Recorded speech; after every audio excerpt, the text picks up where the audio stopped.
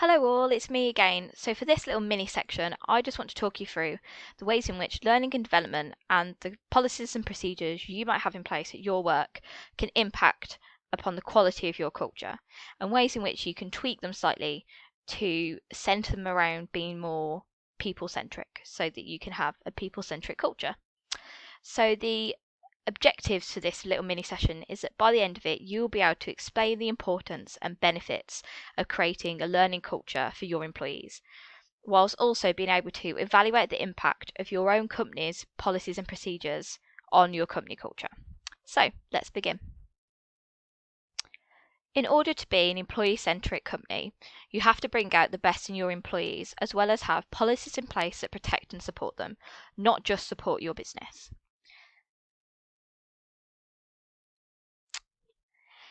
Enabling people to grow within your business is a very powerful tool, which not only enables and grows your staff's skill set, but also makes them more valuable to you as a business, and in turn empowers them, creating a deeper sense of purpose within the workplace. If you invest in your people, they will in turn invest in you, as they can see that you're putting in the effort by providing them with learning opportunities and developing them, and they will in turn want to develop your business, as opposed to feel underappreciated and as if there isn't any movement for them, in which they might then start to look at working elsewhere. So the first one on the screen that you can see there is road mapping. So I've talked about this a few times, but I want to talk about it again. Road mapping is super important. So I talk about it in terms of the induction process of giving people a path in which they can progress and learn development, and showcasing different learning opportunities. In terms of, I don't mean that are maybe on a day-to-day basis, in terms of more qualifications and courses and stuff and internal courses that you do, but also I want to talk about road mapping in terms of having one-to-one, honest and open conversations with your staff, in which you create tailored tailored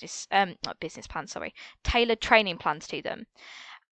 These conversations help align your expectations with theirs, and although maybe they might not be the most comfortable, if you do, they might want to be in one place and you don't feel they are. So therefore, you can help align and block out any frustration in the long term by aligning where you feel they are and giving them a plan of how to progress and improve. So that's why road mapping, I believe, is really, really important. I mentioned just about personalizing learning. Personalizing and tailoring learning to each employee is super important because everyone is different and everyone's learning needs are different, and what everyone wants is different. And also, if you can personalize training, you also can capture their interests and also their learning styles within that. Obviously, to some degree, you can't necessarily personalize every bit of training you ever do. Some of it will be potentially quite corporate training and might be rolled out quite en masse. But where you can, it's really important to tailor specifics to them. Maybe it's having some individualized coaching, or the way that feedback is given. Just tailor that learning slightly, as the more you can tailor it, the better your results will be. Also, think about who you're targeting. There is no point having and providing someone with training that's training that's designed for someone that's new to a role when they're not new to the role, they've done it for 20 years. Where do you need to pitch the training and personalize it to that individual? If they've worked for the company for 20 years, unless they do need a refresher on customer service, do they really need it? Maybe they need training in something else. It's also really important to consider barriers to your training and also consider barriers to your work in general. Are you inclusive? We'll come on to that a little bit more in policies and procedures. But what barriers might people face in your workplace? Are there language barriers? Are there any disability barriers? Are there any access barriers? And in terms of access, especially with COVID and online digital working becoming a lot more prominent, I'm also not just looking at access in terms of can they get into the building? Is there any access issues in terms of times? But access in terms of technology. Are you providing your staff with laptops to go and do the required learning that you want them to do? Giving them a buy-in as well is also really important, just to link back to personalised learning. If it's something they want to learn, there are going to be some things they're going to have to learn for their role that maybe they're not that interested in. But if you can tailor it to something they're interested in, the outcome for you is going to be a lot better. In terms of barriers, I also want you to think about time. So not just times that maybe sessions might be scheduled or they're conflicting with when people can and can't work, but time in terms of, do you allow time for your employees to develop and learn? Do you allow them time to go on the training courses and the sessions that will benefit them and also benefit your company? Is there time? If not, you need to start looking on prioritizing and making time. Just for a minute, I also want you to consider what qualifications and learning opportunities you offer in the workplace, and how often also you think your managers take advantage of sort of in the moment learning. Is it often? Is it not? Do you offer a lot of things? Do you not? There's become a growing trend over recent years for companies to offer a lot of internal courses and also a lot of external conferences. So a little bit of both. Both of these are great. The ability to personalize training to your organization is amazing. And also the ability to allow your staff to go on conferences and network with others and learn from others is also an incredible opportunity. There's also been a shift towards people earning qualifications through work. This has become more prominent since the UK's apprenticeship levy in 2017, which aimed to increase the quality and quantity of apprenticeships in the UK. And apprenticeships, sometimes people think as those as maybe like level 2, level 3 qualifications, but there's been quite a large uptake of level 4 and looking at sort of degree level qualifications that you can do through work. Do you offer those? If not, I really recommend you just go back and have a look at what you can offer, because they are definitely things that attract people to your business and also keep them there. If they know that with you they can earn a living and also get a qualification, people are far more likely to stay with you. And it is far more likely to keep them engaged and focused on the job in hand. So I just want you to go back and have a look at your work and have a review of what learning opportunities you provide and what you can do to improve on them. Training offers so much. It develops people, it develops your business. I said that so many times throughout this, but it also allows people to see a context of where they fit in and that you have belief in them, that they will drive your business forward and that they mean something to you, I guess. So that's a little bit about training. Let's move on to policy.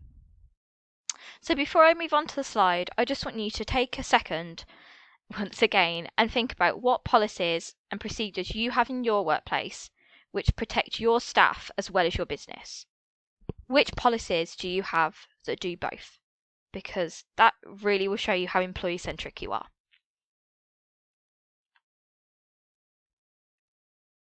For example, do you have a flexible working policy? The majority of workplaces do now, and I know a lot of these policies I'm going to talk about are relatively governed by laws. But in terms of flexible working, how adaptable are you for your employees?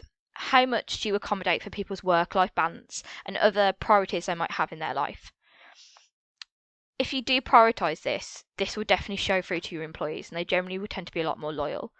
And so therefore it has major benefits to both you and them, and will also prevent them looking elsewhere.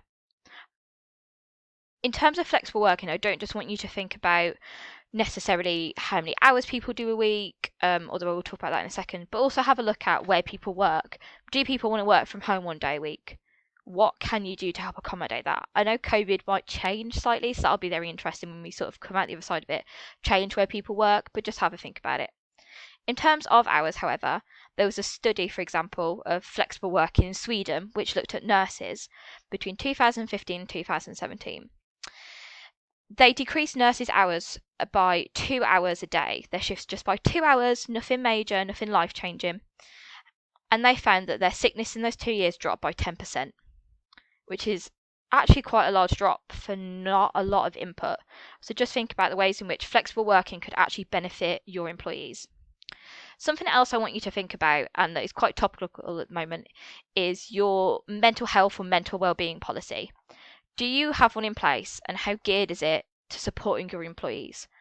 I really want you to go back and have a look at that policy and have a look how far it actually goes. And also have a look at your managers. Are they trained to support the employees with their well-being? There's lots of mental health and mental well-being courses now that you can send your employees on and send your managers on. Do they have guidance on what to do? And also, could you partner with a charity to support your employees with their mental health?